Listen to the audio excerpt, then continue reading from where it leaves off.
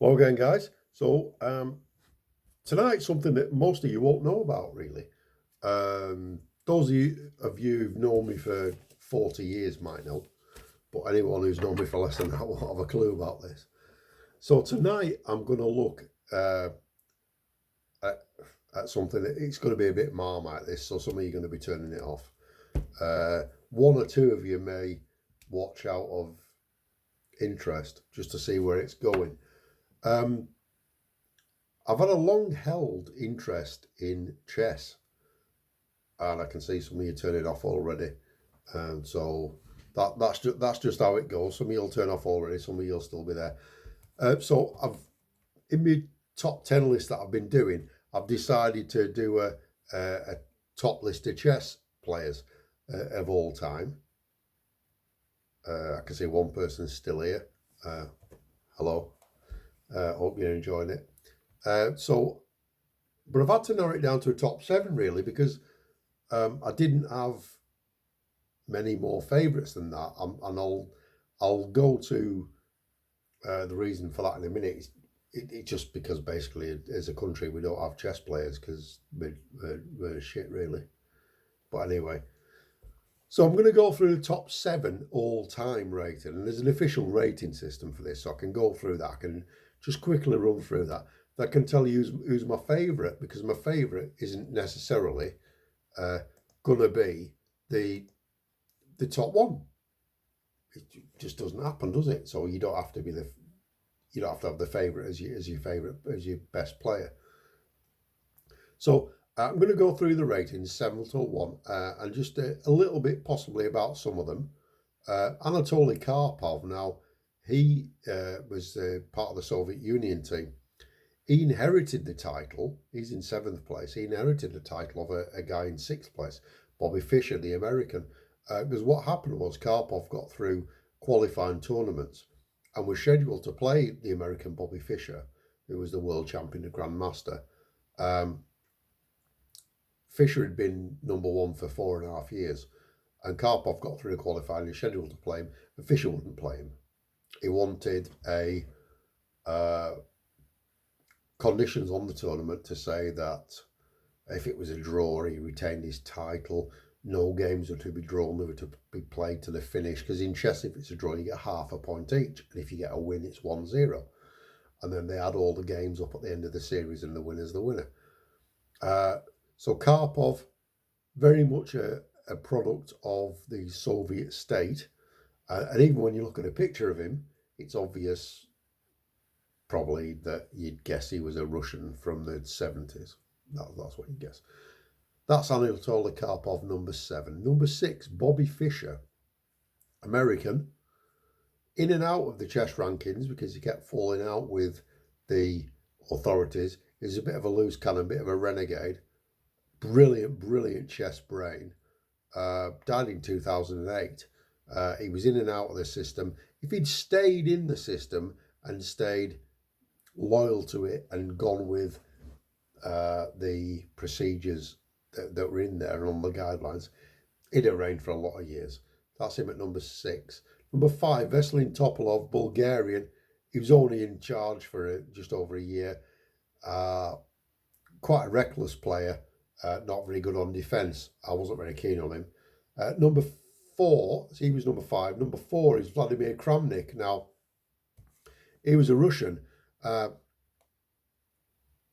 He came in 1996, and he was only in a number 1 spot for 9 months, basically because Kasparov won the title earlier on, lost it to Kramnik, retained it again, and Kramnik now works with a chess society to introduce chess and social and constructive thought in schools. So he's a good guy.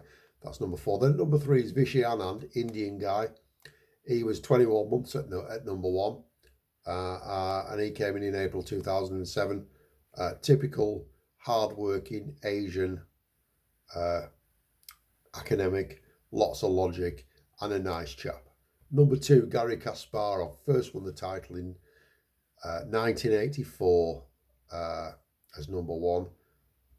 His rating of 2851, that's quite high. If I go through the ratings quickly, that I should have done that really. Karpov 2780, Fischer 2785, Topalov 2816, Kramnik and Anand 2817, Kasparov 2851. That's his high ranking. Garry Kasparov 255 months. Now, if we just look at that, from January 1984 to April 2006, 250, it's 21 and a half years at number one. Or 21 and a half years at number one. That's amazing. Garry Kasparov, very thoughtful, lots of humility, and a very characterful player without displaying it necessarily in an overt manner. Garry Kasparov, all-round player. And at number one in the rankings, 2882, Magnus Carlsen, the current champion. He's been there for 10, 11 years. He was only 19 when he got the title, so he's only 30 now. And his rating is 2882, so he's 31 in front of Kasparov. So that's the top seven. If I just look at it very briefly, I have to say that out of that top seven, my favourite player, if you can have a favourite player when you're watching a chess game, my favourite player has got to be Karpov. He's at number 7, Anatoly Karpov. 8 years at number 1. Lost his title to Kasparov. He's still knocking about now. The quintessential chess grandmaster. Russian, well, Soviet, Cold War, very respected, and just completely deadpan, and played the secretive game of chess how he thought it should be played. And I think he was a grandmaster. I think he was superb. So Anatoly Karpov, my favourite chess player. So we've run through those rankings, 2882 down to 2780. They're the top 7 ever. Now, just give you an idea of British players, or English players. We'll do English players because there aren't many Scottish, Irish or Welsh. Michael Adams is the top one ever. Michael Adams is the top player currently who's got a rating, and his rating is 2716. So 2716 is quite it's quite a low rating, really, when you compare it to the others. He's the top rated ever English player, 2716. A name you might have heard of, Nigel Short. He's on 2626. He was a greatly lauded English chess player who was supposedly going to beat Karpov and just never quite managed it. So there's Nigel Short there. John Spielman's down at number 16, 2503.